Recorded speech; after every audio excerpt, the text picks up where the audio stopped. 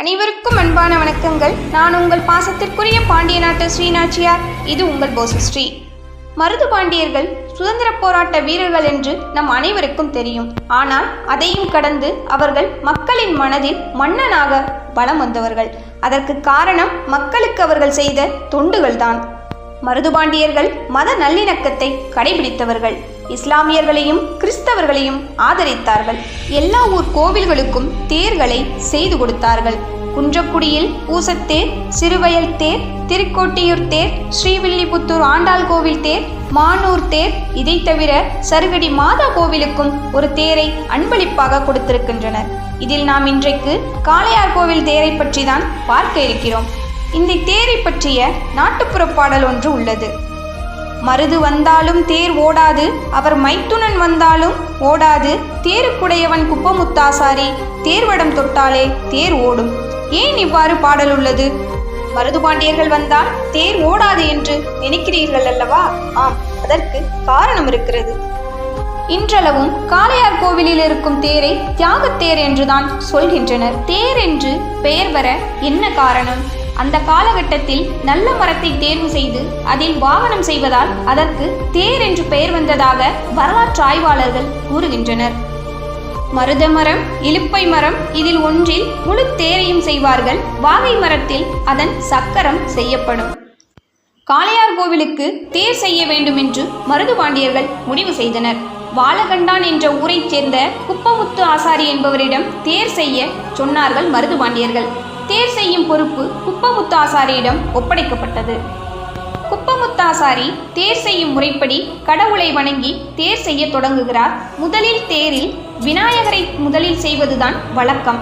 அப்படி குப்பமுத்தாசாரி அந்த தேரில் விநாயகரை செய்யும் பொழுது ஒச்சம் ஏற்படுகிறது. அதாவது சிறிய பிழை ஆர் பிளவு ஏற்படுகிறது. உடனே குப்பமுத்தாசாரிக்கு மனதில் வருத்தமும் பயமும் ஏற்படுகிறது. உடனே தெரிந்த பெரியவர்களிடம் சென்று குப்பமுத்தாசாரி ரகசியமாக கேட்கிறார். தேரில் ஒச்சம் ஏற்பட்டால் அந்த நாட்டின் மன்னருக்கு மிகப்பெரிய ஆபத்து ஏற்படும் என்று கூறுகின்றார்கள். வழக்கப்படி தேர் செய்யும் பணியை துவங்கிவிட்டால் இடையில் நிறுத்தவும் கூடாது. அதனால் இவர் தேர் செய்யும் பணியை யாருக்கும் தெரியாமல் தொடர்ந்து செய்து வருகிறார். தேர் செய்யும் வேலைகள் அனைத்தும் முடிந்த நிலையில் தேர் வெள்ளோட்டத்திற்கு தயாராக நிற்கிறது.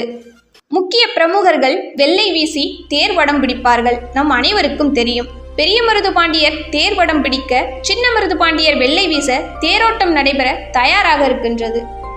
பெரிய மருதுபாண்டியர் குப்பமுத்தாசாரியிடம் சென்று தேரை இயக்கலாமா என்று கேட்கிறார். உடனே குப்பமுத்தாசாரி, உங்களிடம் தனியாக பேச வேண்டும் ஐயா என்று கேட்கிறார். இருவரும் சென்று தனியாக பேசிக்கொண்டார்கள். அப்பொழுது தேர் செய்யும் பொழுது ஒச்சம் ஏற்பட்டுவிட்டது, பரிகாரம் செய்ய வேண்டும் என்று கூறுகிறார் குப்பமுத்தாசாரி. உடனே பெரிய மருதுபாண்டியரோ, இந்த தேர் நல்ல முறையில் சென்று நிலை குத்த வேண்டும், அதற்கு நான் என்ன வேண்டுமானாலும் செய்ய தயாராக இருக்கிறேன் என்று கூறுகிறார். அதற்கு குப்பமுத்தாசாரி, நான் சொல்வதை கேட்டு நீங்கள் அதிர்ச்சியடையக்கூடாது, மற்றவர்கள் இதை ஏற்றுக்கொள்ள மாட்டார்கள். இன்று ஒரு நாள் மட்டும் நான் மன்னராக தேரிலே அமர வேண்டும் என்று கேட்கிறார். மருதுபாண்டியருக்கு மிகுந்த ஆச்சரியம். இருந்தாலும் அவர் பதவிக்கு ஆசைப்பட்டவராக தெரியவில்லை. ஏதோ ஒரு காரணத்திற்காக அவர் கூறுகிறார் என்பதை தெளிவாக புரிந்து கொண்டார். பெரிய மருதுபாண்டியரோ, சரி வாருங்கள், அவ்வாறே செய்யலாம் என்று அழைத்து கொண்டு செல்கிறார். கிரீடம் அணிவித்து செங்கோலை கையில் கொடுத்து தேரில் அமரச் செய்கிறார்கள். மக்கள் ஆச்சரியத்துடன் நிற்கின்றனர். பெரிய மருது வடம் பிடிக்க, சின்ன மருது வெள்ளை வீச தேரோட்டம் தொடங்குகிறது. தேர் திரும்பும் முனையில் ஆரைக்கால் போட்டு திருப்புவார்கள். அப்படி ஒரு திருப்பு முனையில் திடீரென்று ஆரைக்கால் போட முடியாத அளவுக்கு வேகமாக தேர் வருகிறது. அந்த நிலையில் தேர் எழும்பி குதிக்கும் போது குப்பமுத்தாசாரி கீழே விழுந்து விடுகிறார். தேர்காலில் சிக்கிக் கொள்கிறார். தேர் குப்பமுத்தாசாரியின் உடல் மீது ஏறுகிறது. உடனே மருதுபாண்டியர்கள் சென்று பார்த்தனர். குப்பமுத்தாசாரியோ இறக்கும் நிலையில் இருக்கிறார். அப்பொழுது ஆசாரி கூறுகிறார், இந்த தேரில் ஒச்சம் ஏற்பட்டதால் இதில் முதலில் அமர்பவரின் உயிர் போய்விடும் என்று சித்த நூல்களில் குறிப்பிட்டுள்ளது. நீங்கள் அமர்ந்து வந்தால் இறந்து விடுவீர்கள் என்பதற்காகத்தான் நான் இந்த தேரில் அமர்ந்து வந்தேன். பிழை இருந்தால் என்னை மன்னித்து விடுங்கள் என்று சொல்லி தன்னுடைய உயிரை விடுகிறார். அதனால்தான் அது தியாகத்தேர் என்று இன்றளவும் அழைக்கப்படுகிறது. இப்படி மருதுபாண்டியர்கள் மக்களின் மனதில் மன்னர்களாக விளங்கினார்கள் என்பதுதான் அவர்களின் மிக பெரிய சிறப்பாகும். இது போன்ற இன்னும் சில தகவலுடன் உங்களை சந்திக்கின்றேன். நான் உங்கள் ஸ்ரீநாச்சியார். காத்திருங்கள், காத்திருப்போம்.